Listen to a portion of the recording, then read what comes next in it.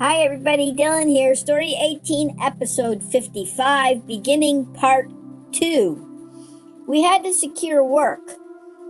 We had played many gigs in Marathon in the Keys during the 80s, and we thought we'd be able to secure some gigs. We thought surely we'd be able to secure some gigs, but it didn't happen. We only got enough work to survive. On this leg of our trip, too, we ran into some very rough seas. Ciao.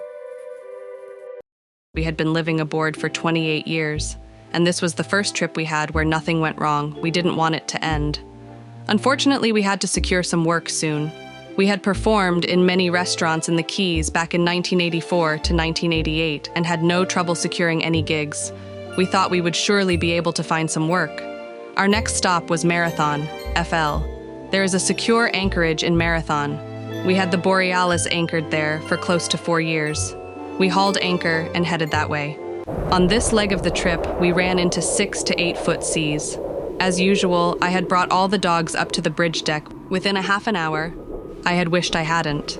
I had to crawl down from the bridge deck to the main deck with one dog at a time. I finally got everyone secure down below. It's extremely hard to walk around when the waves get that big. Much harder when carrying a dog. The 6 to 8 foot seas only lasted until noon. After that, the pups were brought back up to the bridge. During the rebuild of the interior, I had made a very secure place for them in bad weather underneath the deck. We placed this padded box under the deck so they wouldn't be subject to falling stuff or thrown around and hurt. They willingly went into the box. We had also added vents to the box to allow for air circulation. It's totally enclosed so that even when the boat rocks and rolls, they can't be hurt by falling debris or by falling against something. In the open space of the main salon, they are willing to go in.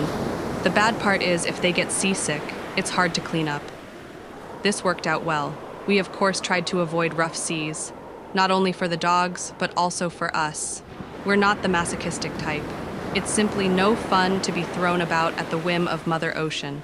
Unfortunately, if you use your boat a lot, you will eventually hit some rough seas. You must batten everything down and do the best you can to get through them. Other than the rough water, everything else went fine. The engines just purred along. We had a Westerbeek 70 on the Borealis, a single screw. The Margaret Ashton has 2 453 Detroit diesels.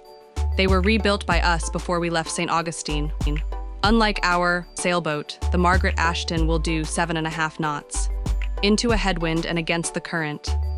Better yet, we have the power to avoid other boats at the Baskel bridges. With the 2 engines, we can put one in reverse and one in forward and pretty much maintain our exact position. Sailboats usually do not have the power to do this, and most circle to maintain steerage.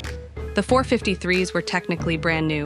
This, I'm sure, contributed to the good fuel consumption. We anchored in Boot Key Harbor upon our arrival in Marathon.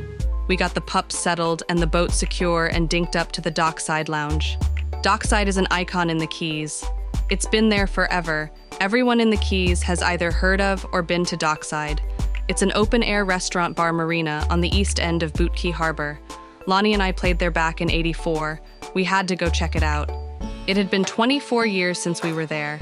Everything about it was pretty much as it had been back in '84. One of the entertainers we had hung around with was now managing the docks.